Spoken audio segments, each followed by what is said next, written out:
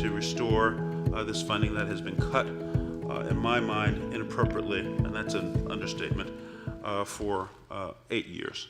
But we've had an election, and thank goodness we have a new leadership in the administration which reviews women's health care as important enough to appropriate to use some aspect of its budget to support that health care and to use this money to draw down federal funds to support health care. Now, every action the government takes, I just have to say, may very well become political if people disagree about a budget.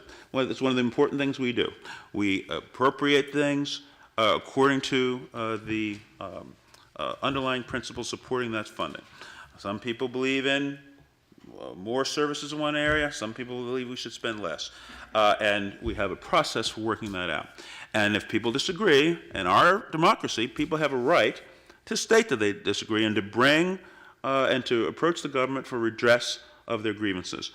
If people are aggrieved, as they ought to be, in my view, over the cuts to this funding, then they can come to this government and they can state that, and some want to call it political. I would say, on the other hand, that people are actually standing up for what they believe in and bringing those expressions to the government so that they can change policy. You want to call that political, fine. I would say that that's fighting for women's health care, fighting for things that many people who even oppose this measure say that they also support. Now, the means may be different. I appreciate that.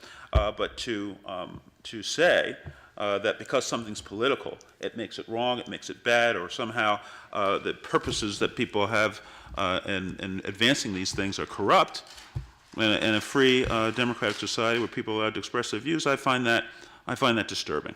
I vote yes. I'm proud to vote yes for this measure, and I hope that we'll see it soon signed into law.